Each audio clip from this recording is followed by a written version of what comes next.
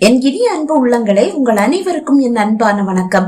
உருகி உருகி உன்னில் கரைந்தேன் நாவல் பகுதி 11. வாங்க தொடர்ந்து கதையை கேட்கலாம்.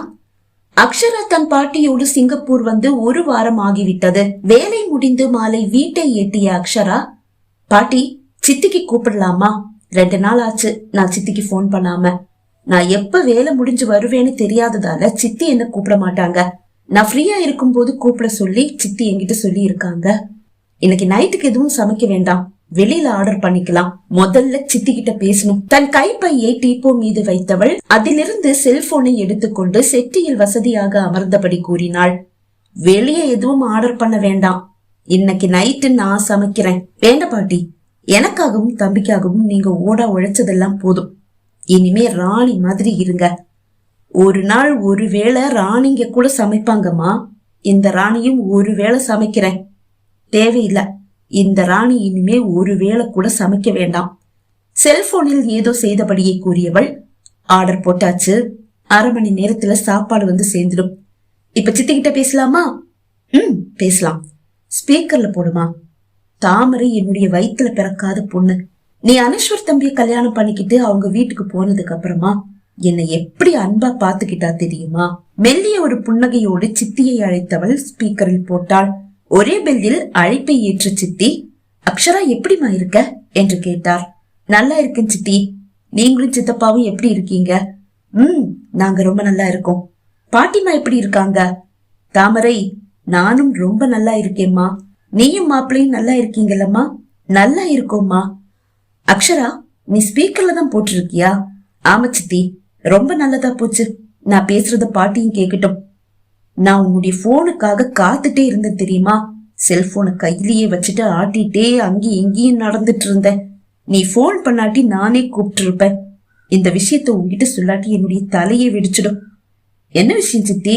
அக்ஷரா, அனஸ்வர் ஒரு பெரிய கோடீஸ்வரன்மா. என்ன சித்தி சொல்றீங்க? ஆமாம்மா, எனக்கு காலையில நானும் சித்தப்பாவும் ஆபீஸ் புறப்படும் போது திடீர்னு அகல்யாவையும் கூட்டிட்டு வீட்டுக்கு வந்தவரு, நீங்க 2 பேரும் இன்னைக்கு ஆபீஸ் போக வேண்டாம், லீவ் போட்டுடுங்க, ரொம்ப முக்கியமான ஒரு விஷயம் இருக்கு, எங்க கூட வாங்கன்னு சொல்லி அவருடைய கார்லயே கூட்டிட்டு போனாருமா. அரண்மனை மாதிரி பெரிய ஒரு வீட்டுக்குள்ள கார் நுழைஞ்சது. அதுக்கப்புறம் நடந்த எதையுமே எங்களால நம்ப முடியல. கனவோன்னு தான் முதல்ல நினைச்சோம், பார்த்தா எல்லாமே உண்மை. அனஸ்வருடைய அப்பா அம்மா ஓடி வந்து அனஸ்வரை கட்டிப்பிடிக்க, அனஸ்வர் அவங்கள கட்டிப்பிடிக்க ஒரு பாச போராட்டமே அங்க அரங்கேறிடுச்சு. போ. புரியல சித்தி? புரியுற மாதிரி சொல்றேன் என்று கூறிய சித்தி, அனஸ்வர் ஏன் அவனது வீட்டை விட்டு வெளியே வந்தான், எப்படி திரும்பி சென்றான், அனைத்தையும் ஒன்றுவிடாமல் கூறிய பின், அகல்யாவுக்கு மட்டும்தான் எப்பவுமே ராஜயோகம் போல. நீ எப்பவுமே கஷ்டங்களை மட்டும்தான் நம்ம சகிச்சுக்கிற. உன்னை நினைக்கும் போது கொஞ்சம் வேதனையா தான் இருக்கு. ஒரு பெருமூச்சு விட்டபடி சித்தி கூற, என்ன சித்தி இது? அகல்யா நல்லா இருந்தா உங்களுக்கு சந்தோஷம் தானே? அகல்யா நல்லா இருந்தா சந்தோஷம்தான். நீயும் நல்லா இருக்கணும்னு நான் ஆசைப்படுறேனம்மா. எனக்கு என்ன சித்தி குறை? நான் ரொம்ப சந்தோஷமா தானே இருக்கேன். எங்க சிங்கப்பூர்ல இருக்கிற சித்தி எனக்கு வாங்கி கொடுக்கறதா சொன்ன வேலை எனக்கு கிடைக்கல, தெரியும்ல. இது என்னுடைய சொந்த முயற்சியில எனக்கு கிடைச்ச வேலை. மாசம் 4 லட்சம் சம்பளம் கொடுக்கறதா சொல்லியிருக்காங்க, தெரியுமா? இந்த ஒரு விஷயத்துல மட்டும்தான் நீ லக்கின்னு நான் நினைக்கிறேன். இந்த ஒரு விஷயத்துல மட்டும் இல்ல சித்தி, எல்லா விஷயத்திலுமே நான் லக்கி தான். ஒரு விதத்துல இல்லாட்டி இன்னொரு விதத்துல நான் சந்தோஷமா தான் இருக்கேன் சித்தி. மனசு அழுறது வெளியே தெரியாதுன்ற தைரியத்துல பேசிட்டு இருக்கியா? நீ அனஸ்வர உயிரா நேசிக்கிறேன்னு எனக்கு தெரியும். அனஸ்வர பிரிய உனக்கு விருப்பம் இல்லைன்னு தெரியும். ஆனாலும் அகல்யாவை தானே அனஸ்வர் தம்பி காதலிச்சாரு. அந்த ஒரே ஒரு காரணத்துக்காக தான் நீ அனஸ்வர் தம்பி அவளுக்கு விட்டு கொடுத்துட்டு போனேன்னு எனக்கு ரொம்ப நல்லாவே தெரியும். அக்ஷரா பதில் ஒன்றும் சொல்லவில்லை. சரிம்மா, அதையெல்லாம் விட்டு தள்ளு, உன்னை நோகடிக்க சொல்லல.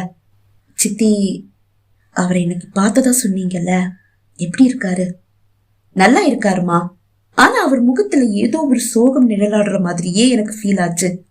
சோகமா? ஏன் தெரியலம்மா. அதே மாதிரிதான் அகல்யாவுக்கும் அவருக்கு இடையில நெருக்கம் ரொம்ப கம்மியாவும் தெரிஞ்சது. சித்தியின் இந்த வார்த்தை அக்ஷராவை மகிழ்விக்கவே செய்தது.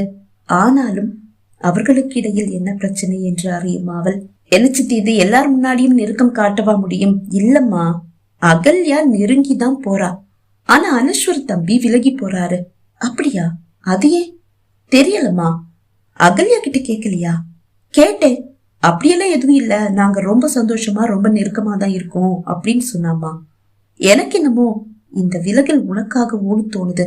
எனக்காகவா? ஆமாம்மா. அதுக்கு அவருக்கு என்ன பத்தி எதுவுமே தெரியாதே சித்தி. அகல்யாவும் நானும் ஒண்ணுன்னு தானே அவரு நினைச்சிட்டு இருக்காரு. அப்படி இருக்கும்போது சரிதான், நீ சொன்னது ரொம்ப சரிதான். ஆனா சில நேரங்கள்லயாவது சில விஷயங்கள் நமக்கு தெரியாம நம்மளை கட்டுப்படுத்தி நமக்கு சாதகமா செயல்படும். இது என்னுடைய அனுபவம். சரிம்மா, நீ சந்தோஷமா இருக்கல்ல? இருக்கேன் சித்தி. சரிம்மா, அடிக்கடி போன் பண்ணு. இப்ப போன் பண்ணிட்டு இருக்கிற மாதிரி. அகல்யா எங்களை சுத்தமா மறந்தே போயிட்டா. நான் அப்படி எல்லாம் கிடையாது சித்தி. சரி சித்தி, நான் டைம் கிடைக்கும் போது கூப்பிடுறேன். நீங்களும் டைம் கிடைக்கும் போது நைட் கால் பண்ணுங்க. சரிம்மா. அழைப்பை துண்டிக்கும் போது அக்ஷரா முகத்தில் ஒரு சோகம். எதாச்சு அக்ஷரா? அனஸ்வர் தம்பி முகத்துல சோகம் தெரியுதுன்னு தாமரை சொன்னதும் அந்த சோகம் உன்னையும் துத்திக்கிச்சா? ஆமா பாட்டி. அவருக்கு என்ன பாட்டி சோகம்? நீதான்னு தாமரை சொன்னாலேம்மா. எனக்கும் அப்படிதான் தோணுது. அது எப்படி பாட்டி? அதுக்குதான் தாமரை ஒரு விளக்கம் கொடுத்தாலேம்மா. அதுதான் உண்மை. நான் அவருக்கு போன் பண்ணி பார்க்கவா? போன் பண்ணி பாரு. அக்ஷரா அனஸ்வரை அழைத்தாள். ஆனால் அவன் உடனே அழைப்பை ஏற்கவில்லை. 1-2 முறை அழைத்த பிறகுதான் அழைப்பு ஏற்கப்பட்டது. இதே நேரம் அனஸ்வர் வீடு வந்து சேர்ந்திருந்தான். அவன் காரை விட்டு இறங்கும் போதுதான் தொடர்ந்து 4-5 முறை அழைப்பு வருகிறது. முதலில் அழைப்பை ஏற்க மறுத்தவன் தொடர்ந்து அழைப்பு வரவே செல்போனை எடுத்து ஹலோ என்றான். அனஸ்வரின் குரல் அவள் செவியை இதமாக தழுவ சட்டென்று அவளால் எதுவும் பேச முடியவில்லை. ஹலோ, யார் பேசுறீங்க? அவனது குரல் மீண்டும் ஒலிக்க, மாமா நீங்க நாளைக்குதான் அங்கிருந்து கிளம்புறீங்க? குரலை மாற்றி கேட்டாள் அக்ஷரா. சாரி, நீங்க யார கூப்பிடுறீங்க? நம்பரை கொஞ்சம் செக் பண்ணிட்டு கூப்பிடுறீங்களா பிளீஸ்? ஓ சாரி, இது எந்த ஊரு என்று கேட்டாள். சென்னை. சென்னையா? சாரி சாரி, நான் நாகர்கோயில்ல இருக்கிற என்னுடைய மாமாவுக்கு தான் போன் பண்ணேன். It's okay. சார் உங்க பேரு? என் பேரு அனஸ்வர். நீங்க சோகமா இருக்கிறீங்களா சார்? உங்க குரல் ரொம்ப சோகமா வலிக்குது. சாரிங்க, நீங்க உங்க மாமாவுக்கு தானே போன் பண்ணீங்க? முதல்ல அவருக்கு போன் பண்ணுங்க. அழைப்பு துண்டிக்கப்பட்டது. எம்மாடியோ, என்ன கோவம்! முணுமுணுத்தவள் அகல்யாவை அழைத்தாள். ஒரே பில்லில் அழைப்பை ஏற்றாள் அகல்யா. நானே உனக்கு போன் பண்ணணும்னு நினைச்சேன், நீயே கூப்பிட்டுட்ட. இன்னைக்குதான் அம்மா கிட்ட இருந்து உன் நம்பரை வாங்கி சேவ் பண்ணி வச்சேன். போன் பண்ண நினைச்சியா? என்ன விஷயம்? பெரிய விஷயம்டி. நான் இப்ப கோடீஸ்வரி தெரியுமா? சித்தி சொன்னாங்க. அப்ப விஷயம் தெரிஞ்சுதான் போன் பண்ணி விசாரிக்கிறியா? அதுக்காக கூப்பிடல, ஒரு விஷயத்தை தெரிஞ்சுக்க போன் பண்ணேன். என்ன விஷயம்? அதற்குள் அனஸ்வர் அறைக்குள் வந்து விட்டான். ஆனால் அகல்யா அவனை கவனிக்கவில்லை. அனஸ்வருக்கு என்னாச்சு? அவர் ஏன் சோகமாயிருக்காரு? சோகமாயிருக்காரா? இதை யாரு உனக்கு சொன்னது? உடை மாற்றிக் கொண்டிருந்தவனின் செவியில் அந்த வார்த்தை வந்து விழ கழற்றிய பட்டன்களை அப்படியே போட்டுவிட்டு தலையை திருப்பி அகல்யாவை பார்த்தான். நான் கேட்டதுக்கு பதில் அவர் சோகமா தான் இருக்காரா?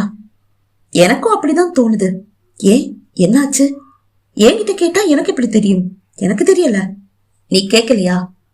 அதுக்கு அவர் என்கிட்ட எங்கடி பேசுறாரு? என்ன, உங்ககிட்ட பேசுறது இல்லையா? இல்ல.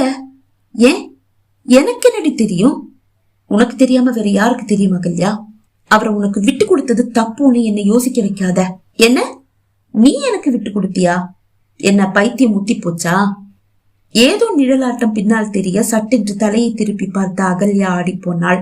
அனஸ்வர் அவள் பின்னால் நிற்கிறான். யார் அக்ஷரா போன்ல? அனஸ்வரின் குரல் அக்ஷரா செவியையும் எட்டியது. போன்லயா? என்னுடைய ஃப்ரெண்டு. யாரு, அகல்யாவா? ஆமா.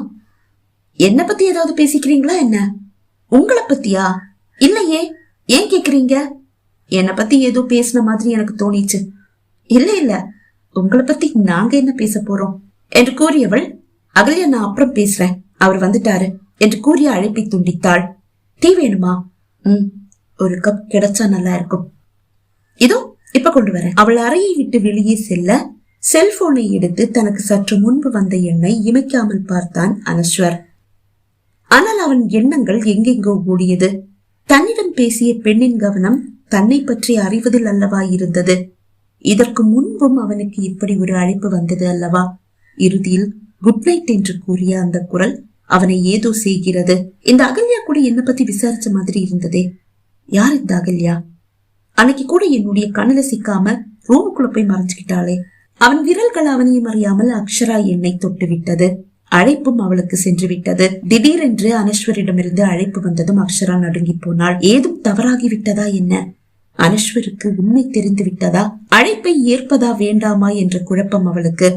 அழைப்பை ஏற்பது என்ற முடிவுக்கு அவள் வந்தாலும் ஏனோ அழைப்பை ஏற்க முடியாமல் அவள் கை நடுங்குகிறது. அவனிடம் என்ன பேசுவது? அவள் யோசனையோடு வந்த அழைப்பை பார்த்து கொண்டிருக்க, யாரும்மா போன்ல? அனஸ்வர். அனஸ்வர் தம்பியா? பாட்டிக்கும் வியப்பு. கை தவறிதான் அக்ஷராவுக்கு அழைப்பு சென்றது. ஆனால் தன் குரலில் சோகம் கலந்திருப்பதை சட்டென்று கண்டுபிடித்த அவள் யார் என்று அறிந்தே ஆக வேண்டும் என்ற முடிவோடு அழைப்பு ஏற்கப்படும் வரை தொடர்ந்து அழைத்தான். தான் செல்லை எடுத்து பேசவில்லை என்றால் அனஸ்வர் விடமாட்டான் என்று அக்ஷராவுக்கு புரிந்தது. தைரியத்தை வரவழைத்துக் கொண்டு அழைப்பை ஏற்றவள் குரலை மாற்றி ஹலோ என்றாள். கொஞ்சம் முன்னாடி உங்க எண்ணிலிருந்து எனக்கு கால் வந்தது. உங்க மாமா நம்பருக்கு பதிலா? ஆமா ஆமா, சாரி, ஒரு நம்பரை மாத்தி போட்டுட்டேன். ஓ அப்படியா, சரி. எதுக்காக நான் சோகமா இருக்கேனான்னு கேட்டீங்க? உங்களுக்கே அப்படி தோணிச்சு? இல்ல, உங்க குரலை கேட்கும் போது ஏதோ சோகமா இருந்த மாதிரி தோணிச்சு. ராங் நம்பர் தான், ஆனாலும் ஒருத்தர் சோகமா இருக்காருன்னு தெரிஞ்சதும் அப்படியே விட்டுட்டு போக தோணல, அதுதான் கேட்டேன். Sorry sir. ஆமா, உங்க பேர் அகல்யாவா? அதை கேட்ட அக்ஷராவுக்கு திக்கென்று ஆனது. தொண்டைக்குழி வறண்டு போனது. சிரமப்பட்டு குரலை மெல்ல தூக்கி எழுப்பி இல்ல என்றாள். அப்ப உங்க பேர் என்ன? என் பேரு மாயா. மாயா? நல்ல பேர் தான். சரி, உங்க மாமா கிட்ட பேசுனீங்களா? பேசினேன். அம்மா, நீங்க எங்க இருக்கீங்க? நான் சிங்கப்பூர். ஓகே, என்னாலும் என்னுடைய நலனை விசாரிச்ச உங்க நம்பரை நான் சேவ் பண்ணி வச்சுக்கிறேன். எப்பவாவது கூப்பிடணும்னு தோணுனா கூப்பிடுறேன். நீங்க தப்பா எடுத்துக்க மாட்டீங்கல்ல? நோ, நான் ஏன் தப்பா எடுத்துக்க போறேன்? உங்களுக்கு தோணும் போது நீங்க கூப்பிடுங்க. ஓகே. அழைப்பு துண்டிக்கப்பட அக்ஷராவுக்கு உயிர் போய் உயிர் திரும்பியது. அவனுக்கு ஏதோ சந்தேகம் வந்து விட்டது என்று அவளுக்கு புரியாமல் இல்லை. ஆனால் என்ன சந்தேகம், எப்படி வந்திருக்கும், அது அவளுக்கு தெரியவில்லை. பகுதி 11 நிறைவடைந்தது. பகுதி 12 உங்களை சந்திக்கும் வரை விடைபெறுகிறேன். நன்றி, வணக்கம்.